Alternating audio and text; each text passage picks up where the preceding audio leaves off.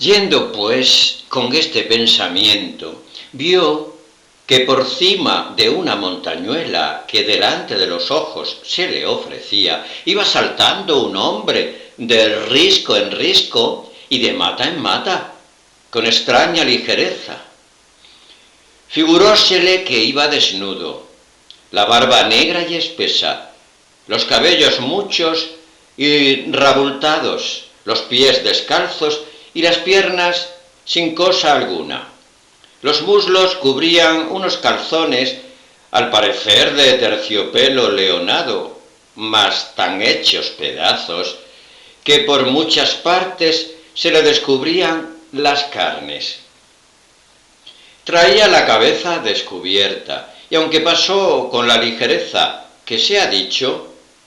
todas estas menudencias miró y notó el caballero de la triste figura, y aunque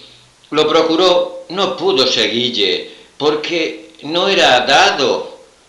a la debilidad de Rocinante andar por aquellas asperezas, y más siendo él de suyo pisacorto y flemático. Luego imaginó don Quijote que aquel era el dueño del cojín y de la maleta, y propuso en sí de buscalle, aunque supiese andar un año por aquellas montañas hasta hallarle, y así mandó a Sancho que se apease del asno y atajase por la una parte de la montaña, que él iría por la otra, y podría ser que topasen con esta diligencia, con aquel hombre que con tanta priesa se les había quitado de delante. No podré hacer eso, respondió Sancho, porque en apartándome de vuestra merced, luego es conmigo el miedo que me asalta con 1000 géneros de sobresaltos y visiones, y sírvale esto que digo de aviso, para que de aquí adelante no me aparte un dedo de su presencia. Así será, dijo el de la triste figura, y yo estoy muy contento de que te quieras valer de mi ánimo, el cual no te ha de faltar, aunque te falte el ánima del cuerpo. Y vente ahora tras mí poco a poco, o como pudieres, y haz de los ojos lanternas. Rodearemos esta serrezuela. Quizá toparemos con aquel hombre que vimos, el cual sin duda alguna no es otro que el dueño de nuestro hallazgo. A lo que Sancho respondió: harto mejor sería no buscalle, porque si le hallamos y acaso fuese el dueño del dinero, claro está que lo tengo que restituir, y así fuera mejor, sin hacer esta inútil diligencia, poseerlo yo con buena fe, hasta que por otra vía menos curiosa y diligente pareciera su verdadero señor, y quizá fuera a tiempo que lo hubiera gastado, y entonces el rey me hacía franco. Engáñaste en eso, Sancho, respondió don Quijote, que ya hemos caído en sospecha de quién es el dueño, cuasi delante estamos obligados a buscarle y volvérselos, y cuando no le buscásemos, la vehemente sospecha que tenemos de que él lo sea, nos supone ya en tanta culpa como si lo fuese. Así que, Sancho amigo, no te dé pena el buscalle, por la que a mí se me quitará si le hallo. Y así picó a Rocinante, y siguiéndole Sancho con su acostumbrado jumento, y habiendo rodeado parte de la montaña, hallaron en un arroyo, caída, muerta y medio comida de perros y picada de grajos, una mula ensillada y enfrenada, todo lo cual confirmó en ellos más la sospecha de que aquel que huía era el dueño de la mula y del cojín. Estándola mirando, oyeron un silbo como de pastor que guardaba ganado a deshora a su siniestra mano. Parecieron una buena cantidad de cabras, y tras ellas, por cima de la montaña, pareció el cabrero que las guardaba, que era un hombre anciano. Diole voces Don Quijote y rogóle que bajase donde estaban. Él respondió a gritos que quien les había traído por aquel lugar, pocas o ningunas veces pisado, sino de pies de cabras o de lobos y otras fieras que por allí andaban. Respondióle Sancho que bajase, que de todo le darían buena cuenta. Bajó el cabrero, y en llegando a donde Don Quijote estaba, dijo: apostaré que está mirando la mula de alquiler que está muerta en esa hondonada. Pues a buena fe que ya ha 6 meses que está en ese lugar. Díganme, ¿han topado por ahí a su dueño? No hemos topado a nadie, respondió Don Quijote, sino un cojín y a una maletilla que no lejos de este lugar hallamos. También la hallé yo, respondió el cabrero, mas nunca la quise alzar ni llegar a ella, temeroso de que algún desmán y de que no me la pidiesen por de hurto, que es el diablo sotil, y debajo de los pies se levanta al hombre, cosa donde tropiece y calla, sin saber cómo ni cómo no. Eso mismo es lo que yo digo, respondió Sancho, que también la hallé yo, y no quise llegar a ella con un tiro de piedra. Allí la dejé, y allí se queda como se estaba, que no quiero perro con cencerro. Decidme, buen hombre, dijo Don Quijote, ¿sabéis vos quién es el dueño de estas prendas? Lo que sabré yo decir, dijo el cabrero, es que habrá al pie de 6 meses, poco más o menos, que llegó a una majada de pastores, que estará como 3 leguas de este lugar, un mancebo de gentil talle y apostura. Caballero, sobre esa misma mula que ahí está muerta, y con el mismo cojín y maleta que decís que hallaste y no tocastes. Preguntónos que cuál parte de esta sierra era la más áspera y escondida. Dijímosle que era esta, donde ahora estamos, y es ansí la verdad, porque si entráis media legua más adentro, quizá no acertaréis a salir.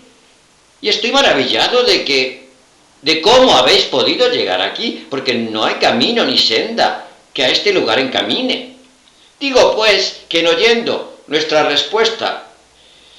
el mancebo volvió las riendas y encaminó hacia el lugar donde le señalamos, dejándonos a todos contentos de su buen talle y admirados de su demanda y de la priesa con que le veíamos caminar y volverse hacia la sierra.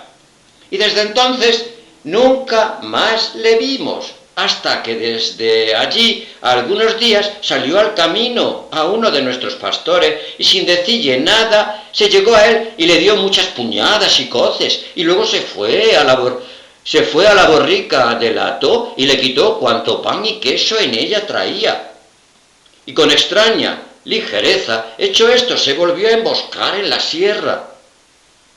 Como esto supimos algunos cabreros, le anduvimos a buscar casi 2 días por lo más cerrado de esta sierra,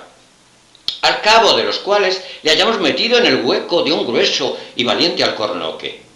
Salió a nosotros con mucha masedumbre, ya roto el vestido y el rostro desfigurado y tostado del sol, de tal suerte que apenas le conocimos, sino que los vestidos, aunque rotos con la noticia que de ellos teníamos, nos dieron a entender que era el que buscábamos. Saludónos cortésmente y en pocas y muy buenas razones nos dijo que no nos maravillásemos de verle andar de aquella suerte, porque así le convenía para cumplir cierta penitencia que por sus muchos pecados le había sido impuesta. Rogámosle que nos dijese quién era, mas nunca lo pudimos acabar con él. Pedímosle también que cuando hubiese menester el sustento, sin el cual no podía pasar, nos dijese dónde le hallaríamos, porque con mucho amor y cuidado se lo llevaríamos. Y que si eso tampoco fuese de su gusto, que a lo menos saliese a pedirlo y no a quitarlo a los pastores. Agradeció nuestro ofrecimiento, pidió perdón de los asaltos pasados y ofreció de pedillo de allí adelante, por amor de Dios, sin dar molestia alguna a nadie. En cuanto lo que tocaba a la estancia de su habitación, dijo que no tenía otra cosa que aquella que le ofrecía la ocasión donde le tomaba la noche. Y acabó su plática con un tan tierno llanto que bien fuéramos de piedra los que escuchando le habíamos, si en él no le acompañáramos, considerándole como le habíamos visto la vez primera, ¿cuál le veíamos entonces? Porque como tengo dicho, era un muy gentil y agraciado mancebo, y en sus corteses y concertadas razones mostraba ser bien nacido y muy cortesana persona, que puesto que éramos rústicos los que le escuchábamos, su gentileza era tanta que bastaba a darse a conocer a la misma rusticidad. Y estando en lo mejor de su plática, paró y enmudecióse. Clavó los ojos en el suelo por un buen espacio, en el cual todos estuvimos quedos y suspensos, y esperando en qué había de parar aquel embelesamiento, con no poca lástima de verlo, porque por lo que hacía de abrir los ojos, estar fijo, mirando al suelo sin mover pestaña gran rato, y otras veces cerrarlos, apretando los labios y enarcando las cejas,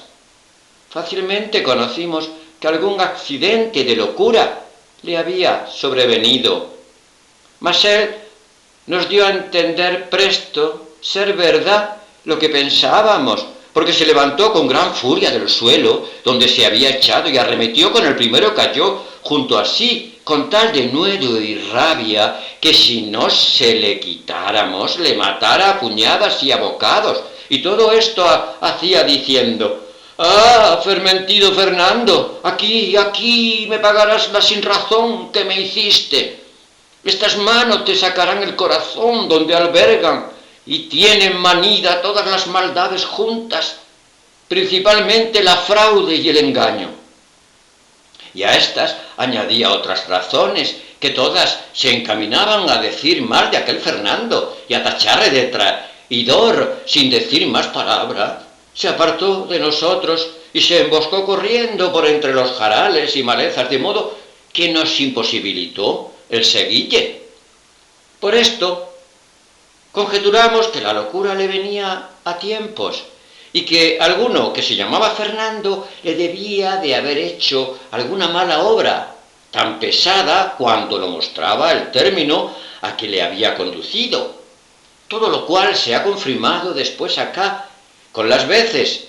que han sido muchas, que él ha salido al camino, unas a pedir a los pastores le den de lo que llevan para comer, y otras quitárselo por fuerza, porque cuando está con el accidente de la locura, aunque los pastores se lo ofrezcan de buen grado, no lo admite, sino que lo toma a puñadas.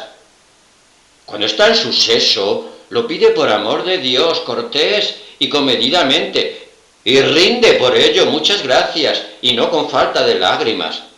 Y en verdad os digo, señores, prosiguió el cabrero, que ayer determinamos, yo y 4 zagales, los 2 criados y los 2 amigos míos, de buscarle hasta tanto que le hallemos, y después de hallado, ya por fuerza, ya por grado, le hemos de llevar a la villa de Almodóvar, que está de aquí 8 leguas, y allí le curaremos. Si es que su mal tiene cura, o sabremos quién es cuando esté en su seso, y si tiene parientes a quien dar noticia de su desgracia. Esto es, señores, lo que sabré deciros de lo que me habéis preguntado, y entended que el dueño de las prendas que hallastes en el mesmo es el mesmo que vistes pasar con tanta ligereza como desnudez, que ya le había dicho Don Quijote cómo había visto pasar aquel hombre saltando por la sierra, el cual quedó admirado de lo que al cabrero había oído, y quedó con más deseo de saber quién era el desdichado loco, y propuso en sí lo mismo que ya tenía pensado, de buscalle por toda la montaña, sin dejar rincón ni cueva en ella que no mirase hasta hallarle. Pero hízolo mejor la suerte de lo que él pensaba ni esperaba, porque en aquel mismo instante pareció por entre una quebrada de una sierra que salía donde ellos estaban el mancebo que buscaba, el cual venía hablando entre sí cosas que no podían ser entendidas de cerca, cuanto más de lejos. Su traje era cual se ha pintado, solo que llegando cerca vio Don Quijote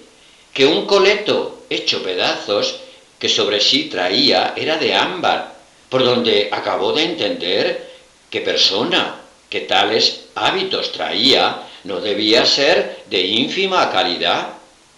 En llegando el mancebo a ellos, les saludó con una voz desentonada y bronca, pero con mucha cortesía. Don Quijote le volvió las saludes, con no menos comedimiento, y apeándose de Rocinante, con gentil continente y donaire, le fue a abrazar, y le tuvo un buen espacio estrechamente entre sus brazos, como si de luengos tiempos le hubiera conocido. El otro, a quien podemos llamar el roto de la mala figura, como a Don Quijote el de la triste, después de haberse dejado abrazar, le apartó un poco de sí, y puestas sus manos en los hombros de Don Quijote, le estuvo mirando como que quería ver si le conocía, no menos admirado quizá de ver la figura, talle y armas de Don Quijote, que Don Quijote lo estaba de verle a él. En resolución, el primero que habló después del abrazamiento fue el roto, y dijo lo que se dirá adelante.